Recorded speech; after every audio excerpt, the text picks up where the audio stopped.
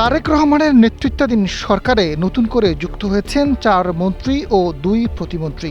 এর মধ্যে নতুন মন্ত্রী ও ২ প্রতিমন্ত্রীর দায়িত্ব বণ্টন করা হয়েছে। একই সঙ্গে একটি মন্ত্রণালয়ের মন্ত্রী দপ্তর বদল করা হয়েছে। শুক্রবার তাদের দায়িত্ব বণ্টন করা হয়েছে।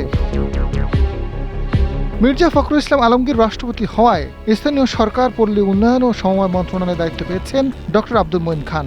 রশিদুজ্জামান মিল্লাতকে বেসামরিক বিমান পরিবহন ও পর্যটন মন্ত্রণালয়ের পূর্ণমন্ত্রীর দায়িত্ব দেওয়া হয়েছে। তিনি একই মন্ত্রণালয়ের প্রতিমন্ত্রীর দায়িত্ব পালন করে আসছিলেন। এই মন্ত্রণালয়ের মন্ত্রী হিসেবে দায়িত্ব পালন করে আসা আফরোজা খান রিতাকে দেওয়া হয়েছে খাদ্য মন্ত্রণালয়ের দায়িত্বে।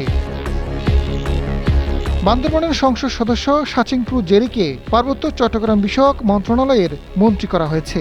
এর আগে দীপেন দেওয়ান এই মন্ত্রণালয়ের দায়িত্বে ছিলেন। একই মন্ত্রণালয়ে প্রতিমন্ত্রীর দায়িত্বে আছেন মীর মোহাম্মদ হেলাল উদ্দিন। নতুন মন্ত্রী হিসেবে শপথ নিয়েছেন বিজেপি চেয়ারম্যান আন্দালিব রহমান পার্থ। তিনি তথ্য সম্প্রচার মন্ত্রণালয়ের দায়িত্ব পেয়েছেন। এই মন্ত্রণালয়ের মন্ত্রী হিসেবে দায়িত্বে ছিলেন জহিরুদ্দিন স্বপন। তাকে প্রধানমন্ত্রী তারেক রহমানের উপদেষ্টা করা হয়েছে। টেকনোক্রেট কোটায় নতুন প্রতিমন্ত্রী হয়েছেন হুমায়ুন কবির। তিনি দায়িত্ব পেয়েছেন পররাষ্ট্র মন্ত্রণালয়ের। তিনি প্রতিমন্ত্রী হিসেবে দায়িত্ব পালন করবেন।